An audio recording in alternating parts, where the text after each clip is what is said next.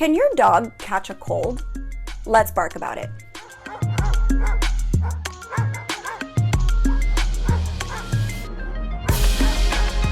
Welcome back to Alpha Paw, your destination for everything dog. I'm Bernie Zilio, and I'm on a personal mission to answer every doggone question you have ever had about your fur babies. And today we're talking about whether or not your dog can catch a cold and what to do about it. Fortunately, we have an expert with us today, Dr. Ross Bernstein. Dr. Ross is a seasoned veterinary professional and pet care expert. He earned his doctorate degree in veterinary medicine at UC Davis School of Veterinary Medicine, and his work has been featured in several industry-leading publications, including the Journal of Veterinary Surgery. He is our go-to vet for everything we want and need to know about our fur babies. So welcome back to Alpha Pod, Dr. Ross. Hey, Bernie. How you doing? Good. Thank you so much for being here. How are you? I'm doing great. Good. Okay, so today's topic is, can dogs catch colds? So we're going to start out very plain and simple. Dr. Ross, can dogs catch colds? Yeah, I mean, it depends what your definition of a cold is. In people, we call it the common cold. So I think certainly dogs, yeah, they can get upper respiratory infections. Can they just catch a cold from being outside in cold weather? Not really. But, and I mean, that's like a whole different conversation, I think. But yeah, there's definitely contagious upper respiratory infections in dogs that they can catch from other dogs. Okay, so an upper respiratory infection would be considered a cold in this case? Yeah. Okay. And is that common? Yeah. I mean, I wouldn't say for me, it's not the most, I do a lot of surgery, so it's not the most common thing I see, but yeah, a lot of dogs definitely get sick. Some of the more common upper respiratory infections that we see there's one called kennel cough, which is, it's an umbrella term for a whole, it has many names, but it's a complex. So it's the canine upper respiratory disease complex. So there can be many different bacteria or sometimes even viruses that are involved in causing that infection. Some other upper respiratory, I mean, it can be bacterial, viral, fungal, protozoal, all sorts of upper respiratory stuff. Wow. I had no idea. I really just thought, like, if your dog's kind of feeling, under the weather, see if their nose is wet, like, I don't know what I'm talking about. So it's helpful that you're here telling us what to look out for. Now, what exactly do colds look like in our dogs? Like, what kind of symptoms would they display? Yeah, they can have some of the similar signs that you would see in us. So they can have a runny nose or discharge from the nose, whether or not that's clear or mucopurulent. They can have watery eyes or runny eyes. They can be coughing. They can be sneezing. Sometimes they're even lethargic or have a decreased appetite. So those are some of the things that can lead you on to think that they have an upper respiratory infection. Interesting.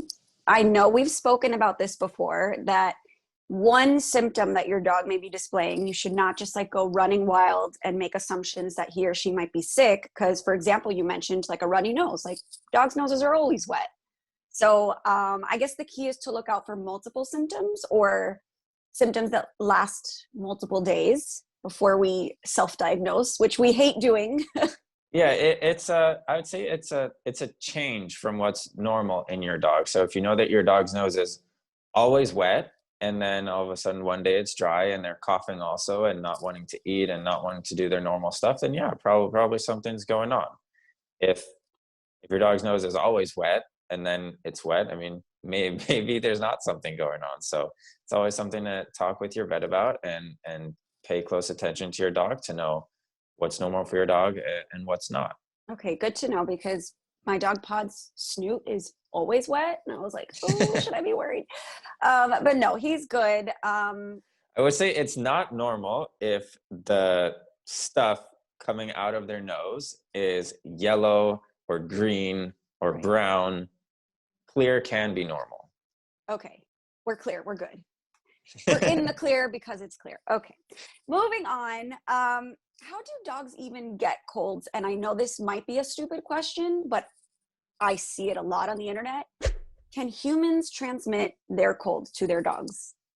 Most dogs are going to catch colds not from being outside in cold weather, and I think that goes the same for people, but dogs get it from nose to nose contact. Oh, So that is so cute.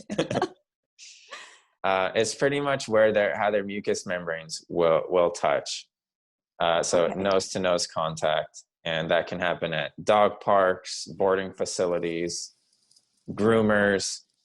Hopefully it's not happening at your vet hospital, because we have protocols in place to keep all the animals separate. But really, if your dog is getting nose to nose contact with dogs he doesn't or she doesn't know, or you don't know if they're fully vaccinated or what their health status is, then there's a chance that they can contract something contagious. And if it's nose to nose, then it can be a respiratory infection. Now, can Okay.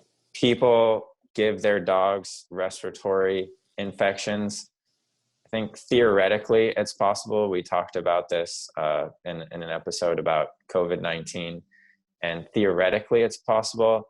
Again, there was about influenza or the flu, and again, it's theoretically possible that if a person has the flu, they can give it to their dogs. There was a whole long list of what species can contract the influenza virus from people, and dogs were on the list, but it's super, super rare and very unlikely.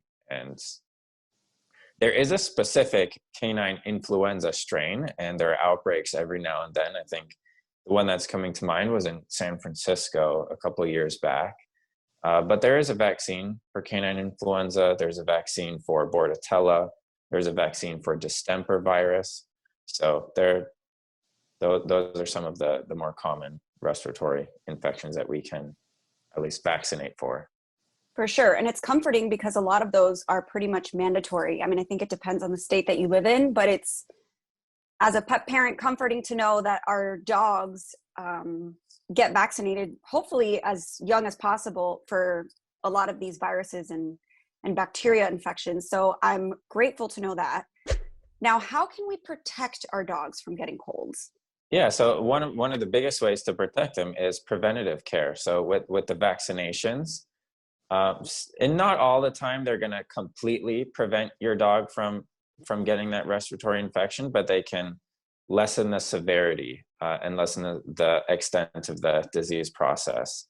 So that's one big way. Another way is, this is going to sound terrible, but limiting their time at the dog park or limiting their time at boarding facilities. You can't like completely change your life, and don't let them ever interact with other dogs, but like that's how they're going to get a contagious virus, is if they're not playing with other dogs they don't know.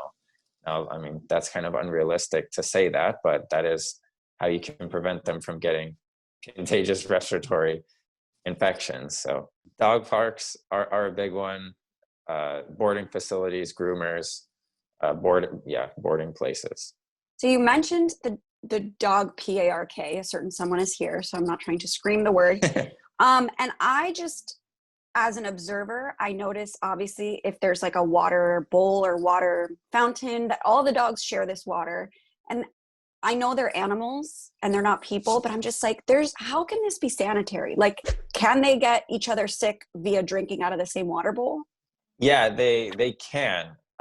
It's not going to be a respiratory infection, if that's what you're wondering. Because if they're drinking out of water, that's going to be something that goes then down their digestive tract. And so like if one of them stepped in feces and then that gets in the water and then they eat that, then there's all of those fecal oral pathogens like Giardia and hookworms, roundworms, all that stuff. If their mucous membranes touch or nose to nose, really, for the respiratory pathogens. And I know it's kind of gross that they can all stick their faces in the same water bowl and they get super slobbery, but generally, like if all the dogs are healthy, it shouldn't be a problem. Okay, well, that's awesome to know, and I'm so grateful once again for you, Dr. Ross, and so thankful for all of this sick info about how to prevent our dogs from getting sick. And if you guys have any more questions for Dr. Ross or myself, go ahead and drop them down in the comment section below. Again, I'm Bernie Zilio, and this is Alpha Paw. Be sure you subscribe to our channel so you don't miss a single doggone episode, and we'll see you guys next time.